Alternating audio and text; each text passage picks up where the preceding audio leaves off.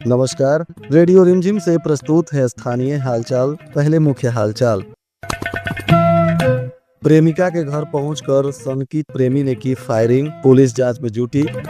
सिदौलिया के जवान की असम में संदिग्ध स्थिति में मौत, परिजनों में मचा कोहराम। हत्याकांड के आरोपी को हुई आजीवन कारावास की सजा। शराब को लेकर कई जगहों पर पुलिस ने की कार्रवाई, आरोपी भी हुए गिरफ्तार। और अलग अलग हादसों में 3 लोगों की हो गई मौत। स्थानीय हालचाल के इस अंक के साथ मैं अनिकेत मिश्र। अब हालचाल विस्तार से। हथुआ थाना क्षेत्र के नौका टोला डालडा फैक्ट्री के पास बताया जा रहा है कि एक सनकी प्रेमी देर रात अपनी प्रेमिका के घर पहुंच गया और उसके घर पर फायरिंग करने लगी। इस दौरान युवती अपने कमरे में सो रही थी। आरोपी युवक घर की खिड़की पर गोली चलाने लगा। पूरे इलाके में इसको लेकर दहशत फैल गया। युवती की बाल बाल जान थी बची है। हालांकि इलाके में जब हड़कंप मचा, लोगों ने शोर मचाया तो सनकी प्रेमी भागने लगा। इस मामले में हथुआ पुलिस को जानकारी मिली तो पुलिस ने त्वरित कानूनी कार्रवाई करते हुए आरोपी युवक को गिरफ्तार किया है। घटना स्थल से एक खोखा भी बरामद किया गया है और मामले की जांच की जा रही है। पुलिस का कहना है कि इसमें आरोपी पर विधि सम्मत कड़ी कानूनी कार्रवाई की जाएगी। सिधवलिया थाना क्षेत्र के सकला गांव के रहने वाले 34 वर्षीय जवान मिंटू कुमार यादव की असम में संदिग्ध परिस्थिति में मौत हो गई। बताया जा रहा है कि तबीयत बिगड़ने से उनकी मौत हुई है। वे छुट्टी लेकर घर लौट रहे थे। इसी दौरान अचानक उनकी तबीयत बिगड़ गई तो वे मोरियानी जंक्शन के पास एक लॉज में ठहर गए थे और वहीं उनकी मौत हो गई। अचानक पेट में तेज दर्द की शिकायत उनको हो रही थी, जिसके बाद अस्पताल में भर्ती कराया गया था और इलाज के दौरान सुबह में उनकी मौत की खबर मिलते ही गांव में मातम पसर गया। परिवार में पत्नी, बच्चे समेत सभी परिजनों में कोहराम मचा हुआ है और लोग पार्थिव शरीर आने का इंतजार कर रहे हैं।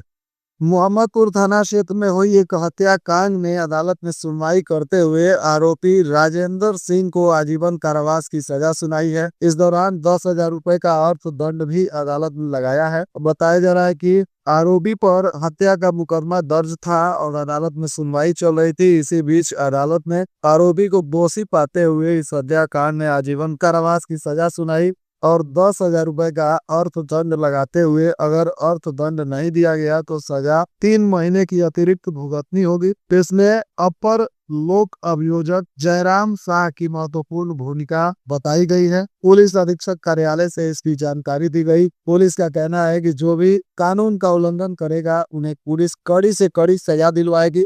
ऐसे में गंभीर अपराधों के विरुद्ध पुलिस स्पीडी ट्रायल चलाकर लगातार अपराधियों को सजा दिलाने का काम कर रही है।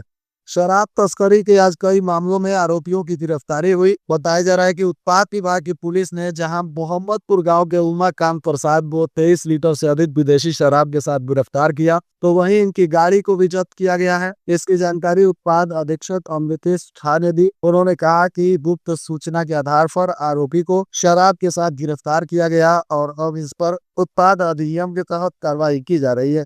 इसके अलावा उत्पाद पुलिस ने बिशंभरपुर थाना क्षेत्र में एक स्कॉर्पियो गाड़ी को भी पकड़ी है। इस गाड़ी से 481 लीटर से अधिक विदेशी शराब मिली है। इस मामले में बिशंभरपुर थाना क्षेत्र के रामपुर मुकुंद गांव के रहने वाले दर्शन कुमार शाह नाम के एक आरोपी को गिरफ्तार किया गया है। पुलिस ने गुप्त सूचना के आधार पर नगर थाना क्षेत्र के कोनवा मोड़ के पास छापेमारी करते हुए इस शराब से भरी हुई स्कॉर्पियो गाड़ी को पकड़ लिया। इसमें एक पीढ़ी गिरोह बालक को भी गिरफ्तार किया गया है। पुलिस ने गाड़ी और शराब को जब्त करते हुए आरोपी को उत्पाद अधिनियम के तहत न्यायिक हिरासत में दे दिया।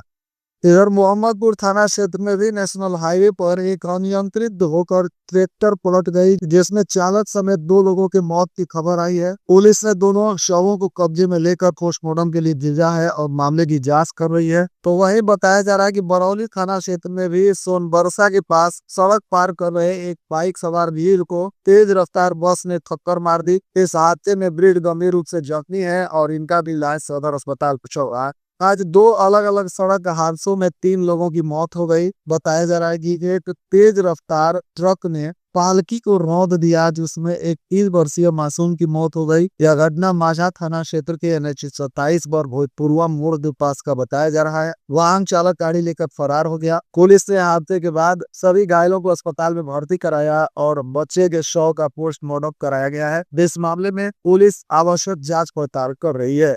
जिला पेंशनर्स एसोसिएशन के नेतृत्व में आज अराजपत्रित कर्मचारी महासंघ के सभी सदस्यों ने भारतीय राज्य कर्मचारी पेंशनर्स एसोसिएशन के आह्वान पर राष्ट्रव्यापी हड़ताल में हिस्सा लिया। एसोसिएशन के जिला मंत्री श्याम नारायण सिंह, अध्यक्ष रामेश्वर सिंह तथा अराजपत्रित कर्मचारी के मंत्री अशोक पांडे समेत तमाम नेताओं ने बताया कि सरकार से विभिन्न तरीकों के मांगों को लेकर यह राष्ट्रव्यापी हड़ताल चल रहा है। सरकार से पुराने पेंशनर्स नियम को बहाली करने, साथ ही NPS और AQPA की निजीकरण पर रोक, आउटसोर्सिंग संविदा पर रोक और आंगनबाड़ी रसोइया के मानदेय में वृद्धि सहित अपनी विभिन्न मांगों को लेकर यह राष्ट्रव्यापी हड़ताल चल रहा है।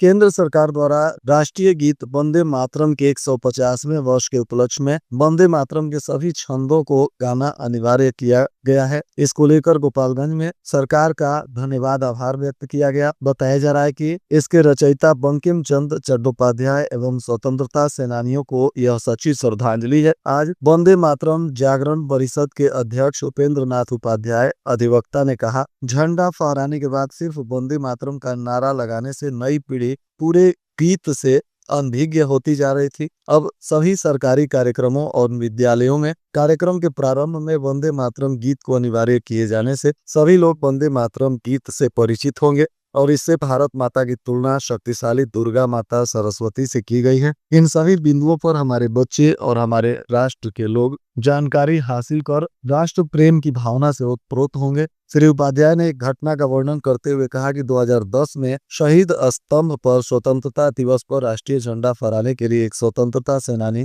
तिवारी जी आए थे। जब उनसे झंडा फहराने के लिए कहा गया तो उन्होंने कहा कि हम लोग पहले वंदे मातरम गाने के बाद झंडा फहराकर राष्ट्रगान जन गण मन गाकर कार्यक्रम संपन्न कर देते। आप लोग पहले वंदे मातरम गाइए, फिर मैं झंडा फहराऊंगा। तब मैं और मेरे साथी कुमार संजय ने संपूर्ण वंदे मातरम गीत को गाया। फिर तिवारी जी ने झंडा फहराया और उसके बाद राष्ट्रगान गाया गया, जिससे वहां उपस्थित बहुत सारे लोग काफी प्रसन्न हुए और सभी लोगों ने उसके बाद भगत सिंह चौक पर झंडा तोलन से पूर्व संपूर्ण वंदे मातरम गीत गाकर झंडा तोलन किया और यह परंपरा शुरू कर दी गई। इस अवसर पर परिषद के उपाध्यक्ष अवकाश प्राप्त बैंक शाखा प्रबंधक सुरेंद्र पांडे ने कहा कि स्वतंत्रता सेनानियों ने वंदे मातरम गीत गाकर उसे मंत्र का दर्जा उपलब्ध करा दिया है। वे लोग उसको बोलते गाते हुए अंग्रेजों की भयंकर यातनाओं को सहते थे और फांसी के फंदे को सहर्ष स्वीकार करते थे, किंतु तुष्टीकरण के कारण इसे काट छांट कर इसके साथ घोर अन्याय किया गया था और इसके साथ आज न्याय हुआ है।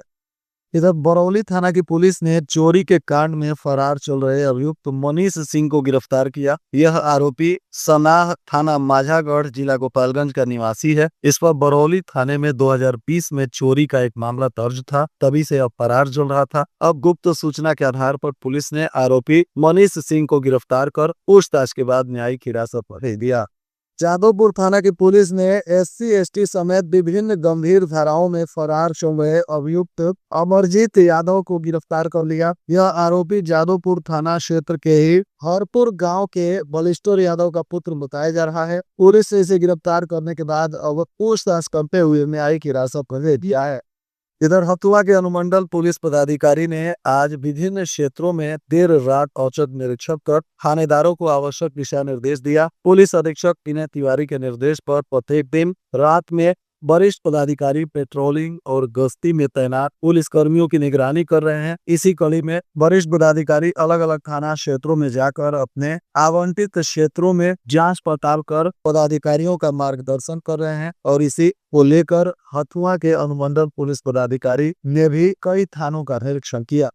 पुलिस अधीक्षक विनय तिवारी के निर्देश पर जिले में 9 पदस्थापित सभी आधा दर्जन थानाध्यक्षों ने अपने पदभार को ग्रहण कर लिया। पदया थाना में अवधेश कुमार, बोरे में रोहिणी उपाध्याय, उचका गांव में धर्मेंद्र कुमार, माझा में निरंजन कुमार और यातायात थाना में रंजीत कुमार तथा SC/ST थाना में अंकित पासवान ने अपना योगदान दिया। इस दौरान उनकी पहली प्राथमिकता क्राइम कंट्रोल, शराब तस्करी और मादक पदार्थों की रोकथाम और आम जनता की सेवा बताई जा रही है।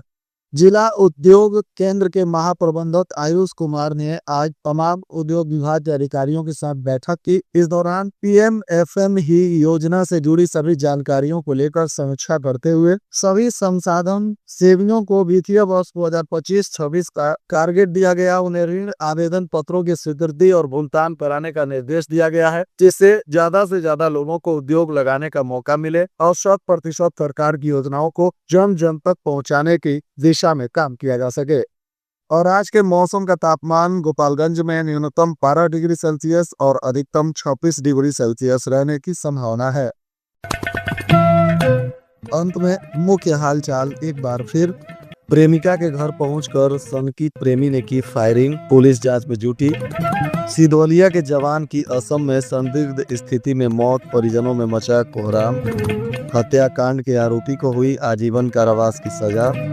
शराब को लेकर कई जगहों पर पुलिस ने की कार्रवाई, आरोपी भी हुए गिरफ्तार।